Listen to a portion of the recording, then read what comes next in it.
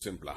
The fact remains that when we are the kind of conflict that we are looking at in Kashmir or anywhere, for that matter, in terms of terrorism, is a hybrid conflict. It's not conventional conflict. It's got domains and domains and domains within the spectrum which can be exploited in different ways.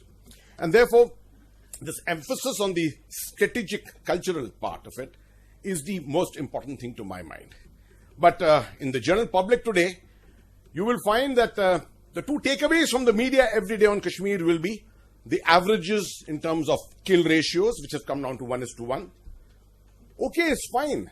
These are things which you look at situationally. At one time, you will go completely wrong. Look at this in terms of averages over a period of time. Military operations are not going to go anywhere. You are not going to kill the last terrorist. There are 300 of them. There were 5,000 or 8,000 of them. You've reduced them down to 300. To kill the last 300 is going to take you a very long time. So, while all this is happening, you're not going to wait for your counter-narratives in other domains of the hybrid conflict. And those are the domains that are of great importance, of which the public never comes to know. Intellectuals do not talk. It's only here that once in a while we get an opportunity to talk about it. What should concern us is the other constituents, as I just brought out. The political and the people's dimension. That's what dominates this complete conflict. That is where narratives are created. Just remember when Ziaul Haq conceived his plan for jihad in Jammu and Kashmir, one of the major elements of the plan was the exploitation of ideology, in the hope that pan-Islamism would override all other considerations. It could just have been Islam as a binder. But Pakistan instead employed the most radical strain of Islam due to well-known reasons. That strategy was a hangover from the Islamic jihad of the Afghanistan time through the 90s, which was fought, and was considered an ideal binder of an Islamic population.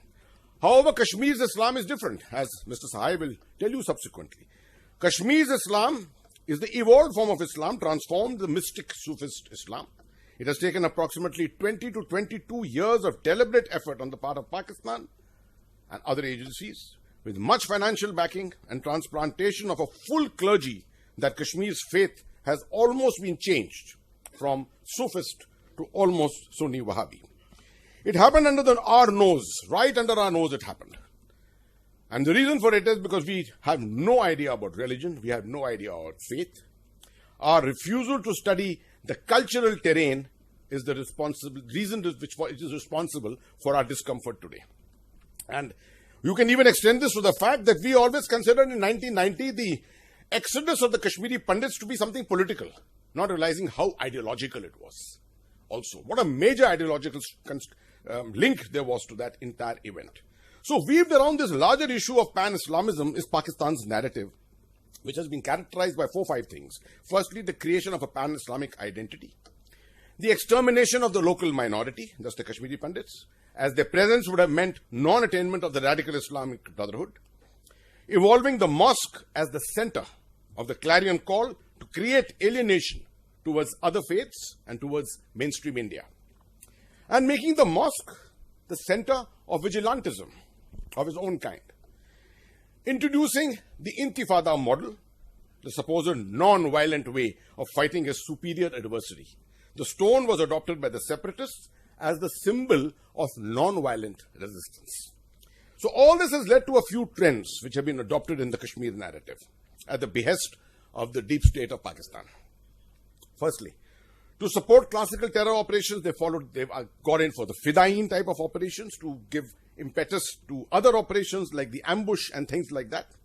Street turbulence has been brought in as a norm, and street turbulence in a manner to draw the ire of the security forces, so that a level of desperation is reached, and that is why you found the kind of 100 casualties taking place last year, 100 fatal casualties, 117 of them in 2010. The fear of death among young Kashmiris seems to have virtually disappeared. But what is interesting is at the same time, you have never had a case of suicide bombing in Kashmir. 3 cases only. 2 at the gates of Badami Bagh and 1 in 2004 on the road to Patan. Otherwise, you've never had suicide bombing in Kashmir, and yet you find young Kashmiris today are not afraid of dying. So these are very awkward things which we have to keep looking at. The Islamic flag, the green with crescent and star, which many people in India confuse with the Pakistani flag. Remember, the Pakistani flag has got a white on the left. That's general knowledge always. The Pakistani flag and the Islamic flags are used to inspire and bond with the Ummah. The Friday sermons are known to have become more radical, with calls for resistance against security forces. The separatists have followed the calendar system to bring the people to the streets in a kind of a non-cooperation. The intent is to create triggers to snowball the movement. These do not remain peaceful in any way, as you've seen through last year and through the 2008-9-10 period. Initially, this movement was led by people who were in their 20s. Last year, it was observed that it came down to people who were 10 to 14-year-old. They also act as extremely vicious vigilants to enforce their rules for Kashmiri society, including the bureaucracy. Many members of the bureaucracy have to report at mosques in the morning and pay allegiance to what exactly these vigilants are doing. Targeting the police was the adopted ploy to intimidate the Jammu and Kashmir police, prevent its cooperation with the army, and possibly instigate an insubordination. They did not succeed in it. The return to Fedayeen phase of 1999-2003, if you remember, the suicide terrorism, not suicide bombing, suicide terrorism. That's the ability of the terrorist to fight until death, not blow himself up. The return to Fedayeen of the 99-2000 phase is a combination with street turbulence, is one of the ways of enhancing terrorist capability. The flash mob generation, which is what is of great interest today these days, which you read in the media, the flash mob generation and interference with operations is a takeoff from this kind of a motivation as much as the turnout at the terrorist funerals which is taking place these days. This is what the army chief was even more simpler. The fact remains that when we are in the kind of conflict that we are looking at in Kashmir or anywhere, for that matter, in terms of terrorism, is a hybrid conflict. It's not conventional conflict. It's got domains and domains and domains within the spectrum which can be exploited in different ways. And therefore, this emphasis on the strategic cultural part of it is the most important thing to my mind. But in the general public today, you will find that the two takeaways from the media every day on Kashmir will be the averages in terms of kill ratios, which has come down to 1:1. Okay, it's fine. These are things which you look at situationally. At one time, you will go completely wrong. Look at this in terms of averages over a period of time. Military operations are not going to go anywhere. You are not going to kill the last terrorist. Then you have to come down to the control of the mosque, the Maulvis, the clergy, that is, the finances they receive, internally or from external sources, and all this combination you have to look at to attempt to try and depoliticize the mosque system in the valley. In the face of very vicious vigilantism, it is difficult to directly engage with the youth. Extremely difficult. I was in direct engagement with youth as a corps commander, I remember, but 6 years later today, I think it's an extremely dangerous situation to be able to do directly with them. There is a need for diversions, but this cannot be restricted to one-off events. Sports events are a great diversion. Music festivals are great diversion, but these things don't happen in the valley. It's most difficult to make them happen. This is where you have to see how do you make this happen. The integration of madrasas into the curriculum, sports activities and national day events. I remember that my first visit to a madrasa in Kashmir, I was so afraid that day. I didn't know how to deal with the situation because I didn't know anything about a madrasa. And that's exactly what most of us face, that problem. How do you deal with these institutions of which we know so little?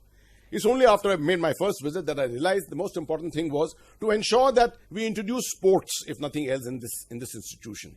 And the second thing was, I requested them, why don't you come and do a march past on Republic Day at the local district event which takes place. And they came and they saluted and they said Jai Hind and things like that. And it was an amazing event. Now that is the kind of thing which I would be looking for.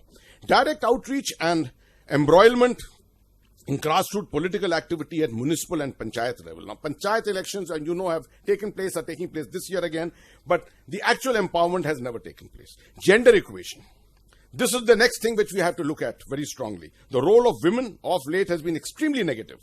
Even women counseling by fellow Muslim women is unlikely to be accepted today. And therefore, you need to look for role models. And Kashmir role models are something difficult to find.